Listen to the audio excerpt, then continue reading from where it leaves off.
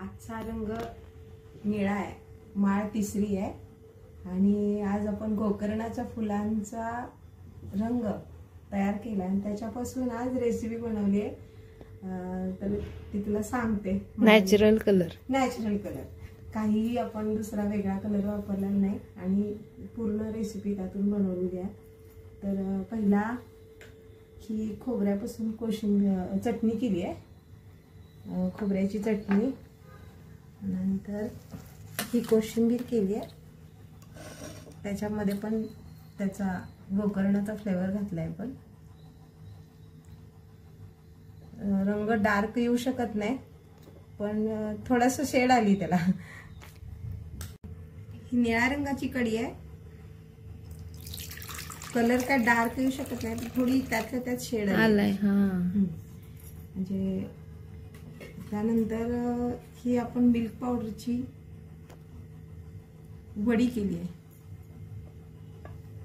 आजचं स्वीट मस्त। हे बघ, अजून एक स्पेशल म्हणजे तुला सांगायचंय म्हणाली की आपण पुलाव केलाय वरीचा। अरे वा, तुला दाखवते। हे बघ, निळ्या कलरच्या सगळ्या शेड दिसतात। हे सगळं आपण थोडंसं असं त्याच्यामध्ये आपण भोपळा, बटाटा, रताळी, मिरची, काजू, मनुके, बदाम आणि वरी ह्याच्यापासून तयार केले।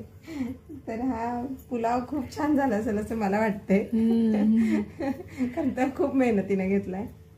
नंतर आपण पराठा केलाय, तर पराठा काय डार्क निळा केला नाहीये मी, कारण दह्यामध्ये आपण कलर वापरलाय, ह्यात पण घातलाय पण पूर्ण कलर आला नाहीये त्याचा। हा पराठ्यासाठी दही पराठा, दही पराठे। आणि शेवटी आपला गरमागरम चहा,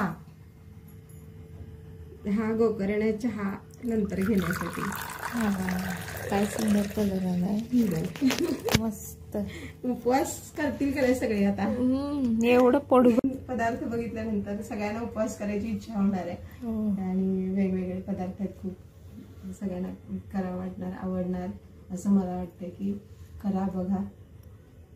आणि खूप मनाली पण तू पण खूप मदत केलीस आज, कोशिंबीर केली, चटणी केली, त्यामुळे खूप मदत झाल्यामुळे अजून आपल्याला त्यात जास्तीचं छान करता आले। आता देवीचा मंत्र आपण म्हणू। या देवी सर्वभूतेषु मातृरूपेण संस्थिता, नमस्तस्ये नमस्तस्ये नमस्तस्ये नमो नमः। उदय गांबे उदय, उदय गांबे उदय, उदय गांबे उदय।